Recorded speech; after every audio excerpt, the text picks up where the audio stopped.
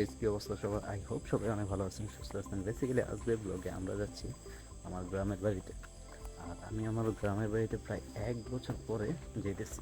তো চলেন এই যাত্রায় আপনাদের সাথে নিয়ে যাই। Let's go. তো আমরা সকাল 4টার দিকে হইতেছে আমাদের বাসা থেকে হইতেছে বের হয়ে পরে হইতেছে এমন বৃষ্টি শুরু হয়েছে, জাস্ট বলার মতো না। তারপরে হইতেছে আমরা এদিক দিয়ে হইতেছে ভিডিও রেকর্ড করার মতো উপায় ছিল না। পরবর্তীতে যখন দেখি যে আমরা আসার পরে আবহাওয়াটা দেখতে পারতেছেন কি পরিমাণে ভয়ঙ্কর রকমের একটা রূপ ধারণ করে আছে, জাস্ট বলার বাইরে।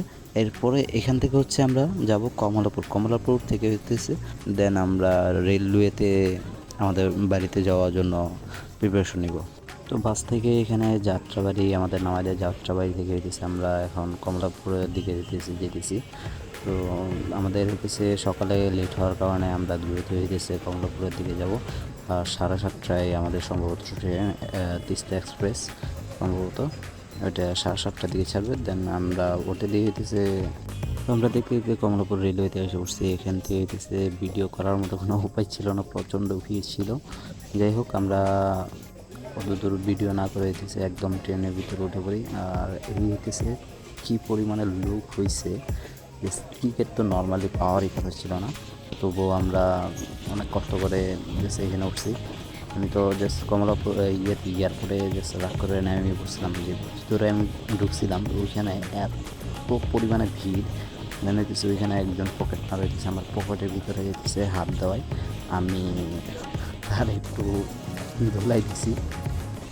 দেন পরবর্তীতে ওইখানে যখন দেখলাম যে থাকার মতো উপায় নাই, প্রচণ্ড গরম, আর ভিতরে একদম কোনো রকমের বাতাস ঢোকার মতো একদম উপায় নাই।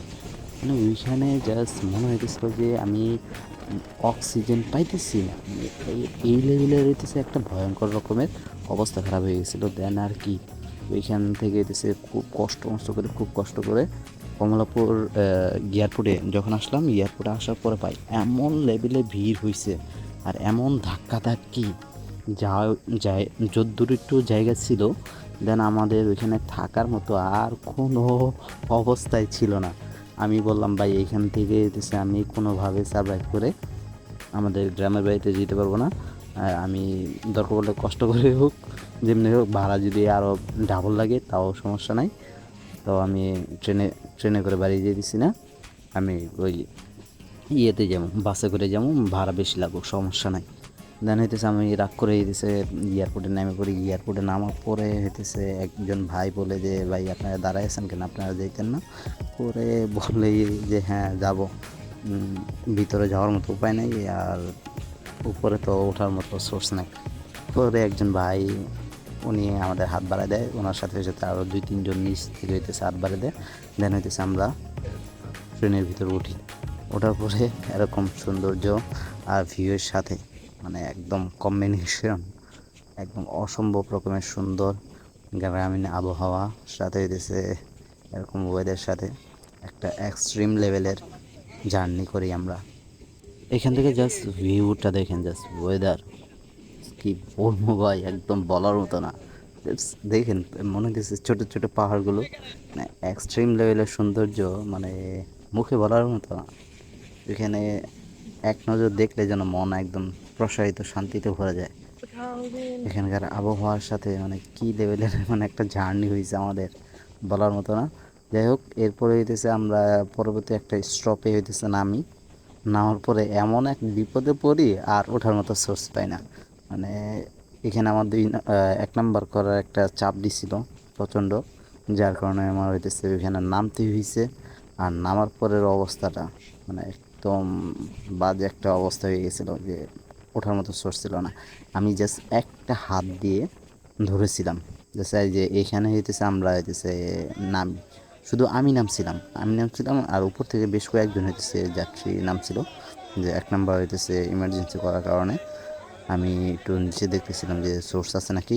আর হইতেছে এই অবস্থা, এখান থেকে আর ওঠার মতো কোনো সোর্সই পাইনি, যার কারণে পুরো এক হাত দিয়ে হইতেছে ওই যে সামনে যে একটা লোক দূরে আছে দরজার ওইখানে, ওই ওই জায়গাটা হইতেছে একটা হাত দিয়ে হইতেছে আটকাইছি, ধরেছিলাম, আর একটা হাত দিয়ে হইতেছে আমি মোবাইলে ভিডিও করতেছি। আর এই এক্সট্রিম লেভেলে একটা জার্নি এই হইতেছে অবস্থা, ভয়ঙ্কর একটা অবস্থা হয়ে গেছিলো আমার। পরবর্তী একটা স্টপে হইতেছে চাঁদের উপরে উঠছি, ওঠার পরে জাস্ট এই অবস্থা, মানে কি বলবো, বলার ভাষা নাই। মানে এখানে প্রচণ্ড রকমের বৃষ্টি, আর হইতেছে ট্রেন যখন ছাড়ে মানে এক একটা ফোঁটা এসে একদম বুলেটের মতো হইতেছে গায়ে লাগে। জাস্ট মানুষগুলো দেখেন, মানে সবাই এখানে বসে আছে, দুই একজন হইতেছে দাঁড়ায় আছি আমরা। আর যারা দাঁড়ায় আছি তাদের অবস্থা একদমই বলার বাইরে। এখানে এই যে পিচ্ছি ছেলেটা হইতেছে খেলায় ব্যস্ত।